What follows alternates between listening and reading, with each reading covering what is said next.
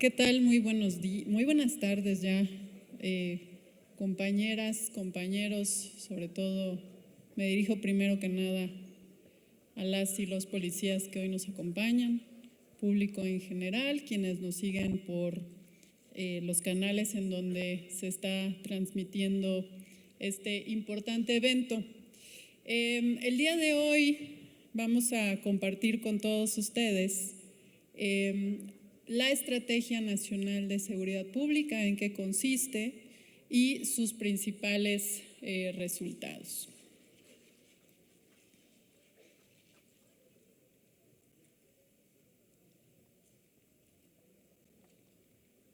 Sí. Bueno, la Estrategia de Seguridad Pública del Gobierno de México, encabezado por la presidenta, la doctora Claudia Sheinbaum,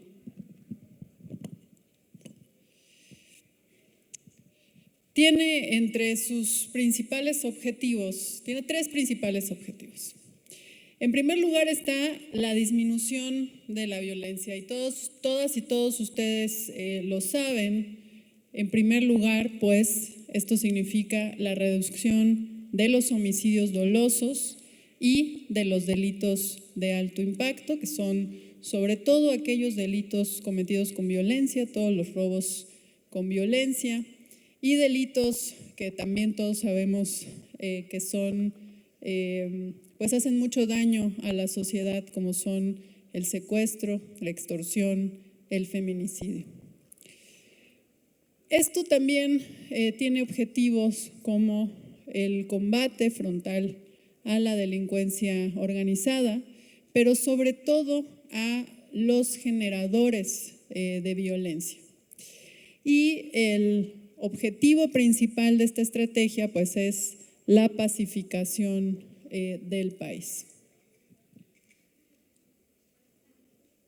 Sí, gracias. Creo que me van a ayudar más así, si ustedes me lo van pasando. Bueno, ¿en qué consiste esta estrategia? La estrategia tiene cuatro ejes y me voy a permitir explicarlos de manera breve. El primer eje es atención a las causas. Atención a las causas es el pilar de la estrategia de seguridad del gobierno de la presidenta Claudia Sheinbaum, no solo con ella, pero viene desde el gobierno anterior con el expresidente López Obrador. ¿Por qué es tan importante? Tal vez a nosotros que trabajamos directamente en las instituciones de seguridad pública y sobre todo a las y los policías o a las instituciones policiales, no nos corresponde directamente este eje, pero es el pilar porque es el enfoque desde donde se entiende la seguridad en este gobierno.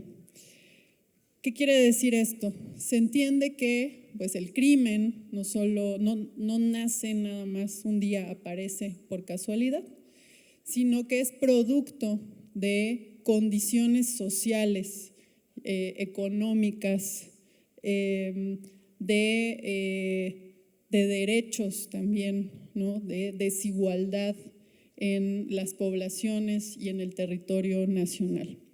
Y entonces una perspectiva de este tipo que se enfoca en lo social antes que nada, plantea que podrá salir todo muy bien, toda la parte policial, operativa, de procuración de justicia, pero básicamente lo que nos dice es, si solo hacemos eso, pues nunca vamos a acabar, porque siguen existiendo las condiciones para que jóvenes sean reclutados por la delincuencia organizada y este sistema se siga reproduciendo. Entonces, este es un eje muy importante y ahorita voy a comentar un poco más al respecto. Estos son algunos ejemplos de algunos programas principales que tiene el gobierno de México al respecto, pero en realidad casi que cualquier política, programa, estrategia del gobierno en general puede considerarse dentro de este esquema. Te pongo un ejemplo, porque siempre pensamos en, pues son programas sociales, ¿no? Estas becas que se dan a niñas, a niños, a jóvenes, pero también, por ejemplo, son proyectos de infraestructura. Si tenemos comunidades en las que es muy difícil acceder a un hospital, a una escuela, pues justo, ¿no? Esas juventudes no van a tener oportunidad de estudiar porque les queda muy lejos. Las familias, ¿no? Tampoco van a tener la posibilidad de acudir a un centro de salud si no hay infraestructura de comunicaciones que los acerque a esos servicios y sobre todo a esos derechos, porque todo esto pues son derechos que tiene la población. Entonces ponemos aquí algunos ejemplos, insisto, son muchos más. La construcción, por ejemplo, ahora que tiene el gobierno de México de trenes en gran parte del territorio del país, también se puede considerar incluso como atención a las causas. La ampliación de oferta educativa, ¿no? Se están ampliando, por ejemplo, la oferta educativa de preparatorias para más de 100,000 jóvenes en todo el territorio nacional y sobre todo en aquellos municipios en donde hay poca oferta o nula oferta educativa ya de media superior. Entonces, hay algunas intervenciones específicas en este sentido, como de construcción de paz en el territorio y un programa que se llama justo Casa por Casa, que va en diferentes instancias del gobierno federal a aquellos municipios prioritarios en donde se identifican poblaciones vulnerables y no solo llegamos como policía, sino que acude la Secretaría del Bienestar, el Instituto del Deporte, el Instituto de la Juventud, la Secretaría de Cultura, la Secretaría de las Mujeres, para identificar las necesidades que tiene la población. Y de nuevo, ustedes lo saben bien, muchas veces podemos identificar, ¿no?, estas poblaciones vulnerables, pero pues nosotros quedamos muy cortos en nuestra capacidad de poderlo atender. Hay programas también de desarme voluntario que han sido muy importantes a lo largo del país y otras que ya son mucho más focalizadas, sobre todo en jóvenes que están en riesgo de poder ser reclutados por la delincuencia, incluso común, no solo organizada. Uno de los principales programas en ese sentido se llama Jóvenes Transformando México, que es identificar justo a estos jóvenes e integrarlos a un programa en donde se identifican sus necesidades como educación y trabajo sobre todo. La siguiente, por favor, la anterior. El segundo eje de la estrategia es la consolidación de la Guardia Nacional. También, como sabemos, la Guardia Nacional es una institución bastante joven, tiene 7 años apenas, sustituyó las funciones que hacía la extinta Policía Federal. Y en el gobierno del presidente López Obrador, este eje pues era la creación de la Guardia Nacional y en este gobierno pues es su consolidación, sobre todo a través de su profesionalización. En el año 2028, de acuerdo a las reformas constitucionales más recientes, las Fuerzas Armadas tienen que retirarse de tareas de seguridad pública. Entonces, por eso es tan importante la consolidación de este cuerpo de seguridad a nivel federal, porque será quien tenga que asumir todas esas funciones que están llevando a cabo tanto la Secretaría de Marina como la Secretaría de la Defensa Nacional. Y también un paso muy importante para esto, para esta consolidación, fue precisamente pasar a la Guardia Nacional a la Secretaría de la Defensa. Suman ya en la Guardia Nacional cerca de 120,000 elementos. La siguiente, por favor. El tercer eje, y ese ya es un eje ya muy característico de esta administración, en particular encabezada por la presidenta Sheinbaum, es el fortalecimiento de la inteligencia y la investigación en toda la estrategia de seguridad, sobre todo en la identificación y detención de generadores de violencia, pero justo por medio de estrategias basadas en pues, un trabajo científico con evidencia, inteligencia e investigación. Para esto, desde el inicio del gobierno, que ya va para 2 años, se cambió, ¿no? Se reformó la Constitución de nuestro país para incluir en la Constitución la creación de un sistema nacional de inteligencia e investigación para la seguridad pública, que hay que decirlo, existen muchísimos países y México carecía de un sistema como este. Entonces, en los cambios constitucionales que hubieron, se crea este sistema, se le da a la Secretaría de Seguridad y Protección Ciudadana Federal la atribución de poder investigar, porque no la tenía, y se fortalece el Sistema Nacional de Seguridad Pública. Y a partir de eso, pues, se publica una nueva Ley General del Sistema Nacional de Seguridad Pública y se crea la Ley del Sistema Nacional de Inteligencia para la Seguridad Pública, que justo su objetivo principal es articular todo el trabajo que diferentes instituciones hacen en materia de inteligencia en el país. Tenemos inteligencia militar, inteligencia naval, inteligencia policial, no solo a nivel federal en este caso, sino también, por supuesto, en las policías estatales, en la Fiscalía General de la República y en las fiscalías locales. Y todo esto coordinado por el Centro Nacional de Inteligencia.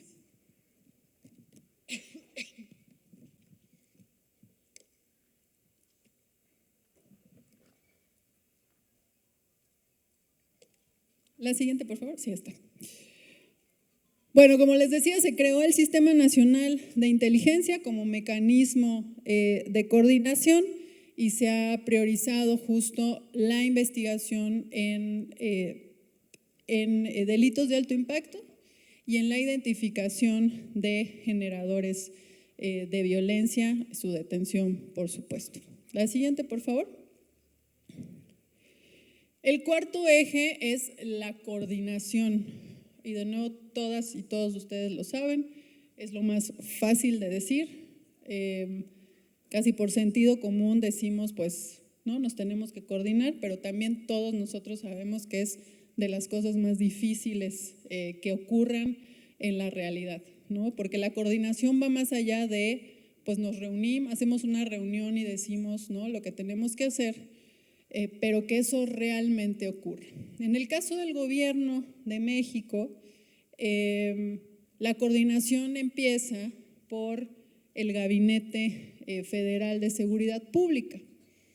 El Gabinete Federal de Seguridad Pública, aunque ya existía y se reunía con el presidente López Obrador todos los días a las 6 de la mañana, no tenía sustento legal.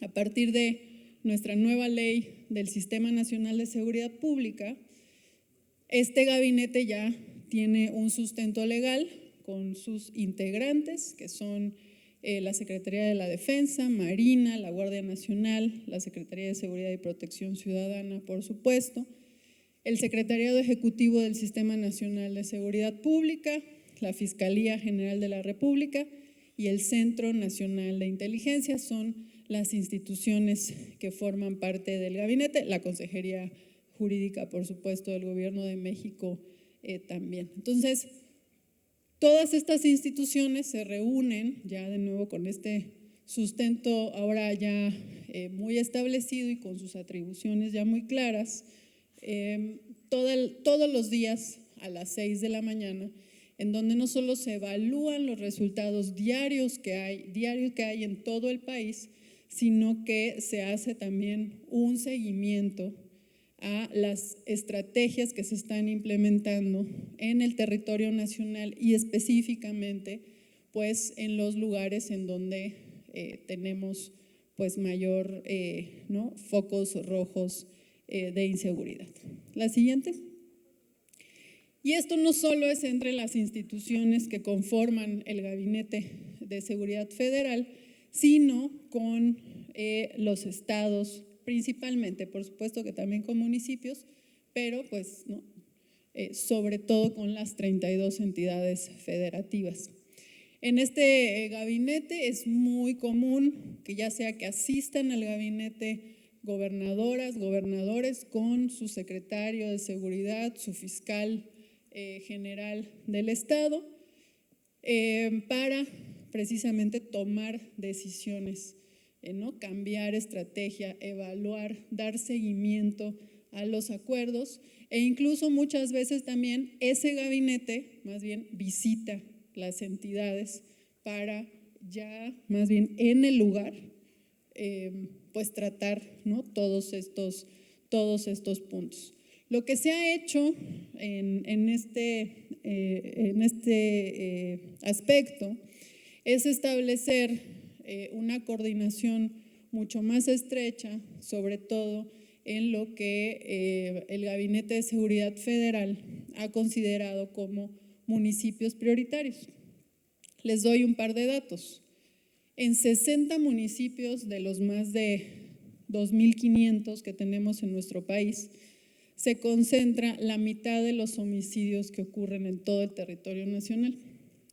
En 10 se concentra la cuarta parte, en 3 el 15%.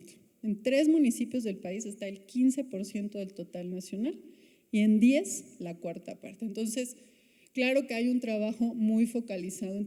Entonces en estos territorios se han creado fuerzas de tarea, ¿no? Conformadas por todas estas instituciones que forman parte del Gabinete de Seguridad Federal y de las instancias locales.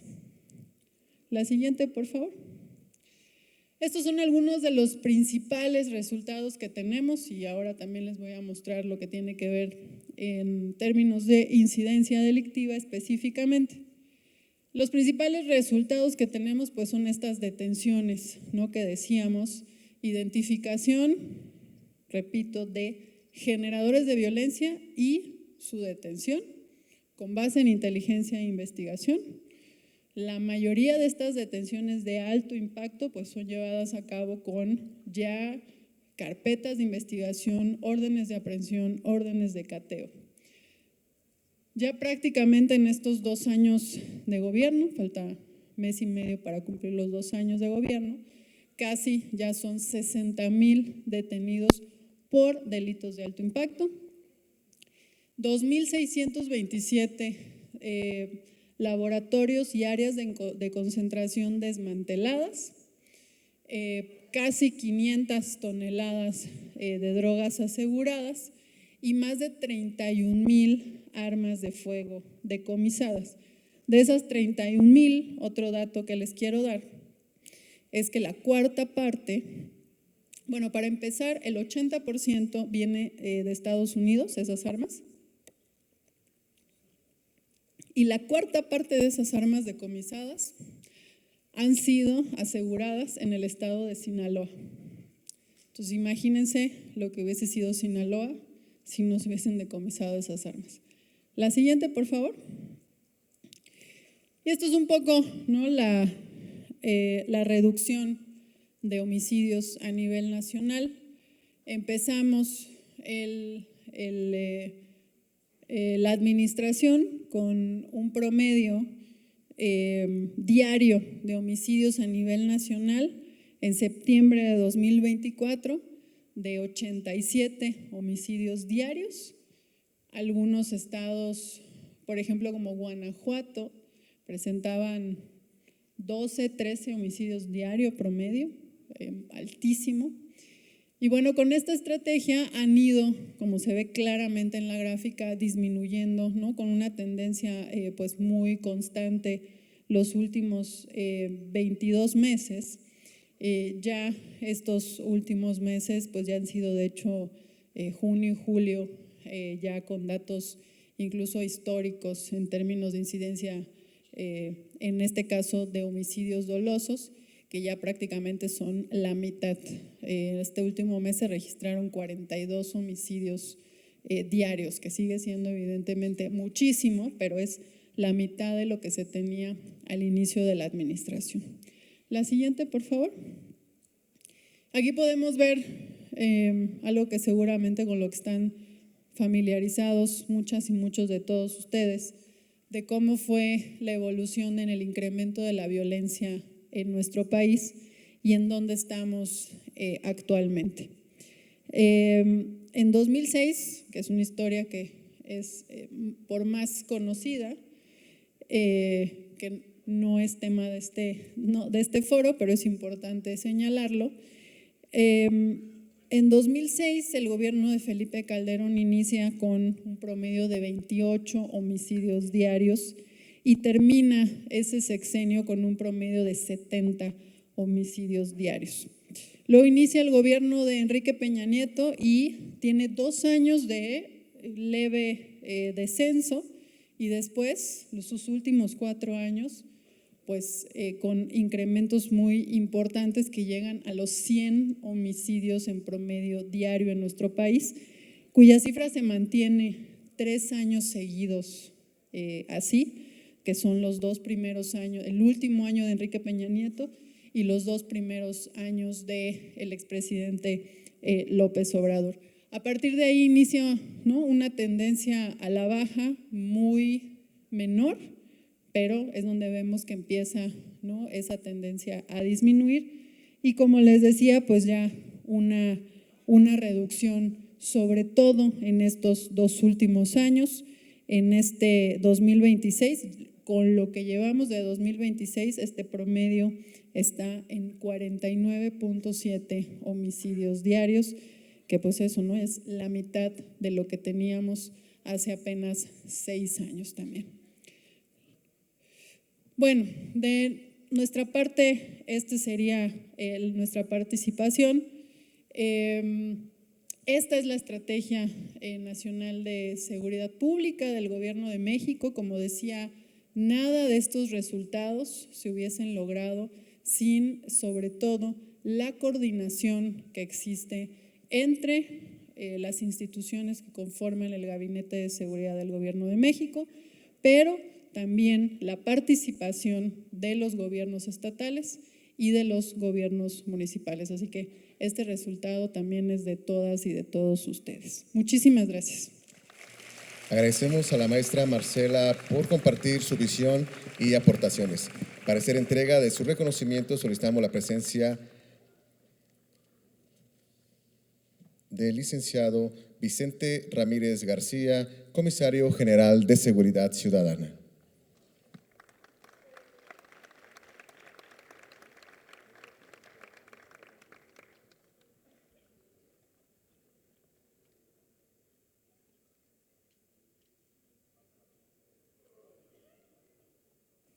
Bueno, queremos agradecerte esta ponencia, comentarte que para nosotros es muy importante contar no solamente con el respaldo del secretario ejecutivo del Sistema Nacional de Seguridad. Quiero que sepan la gran labor que hoy tiene la titular del secretariado.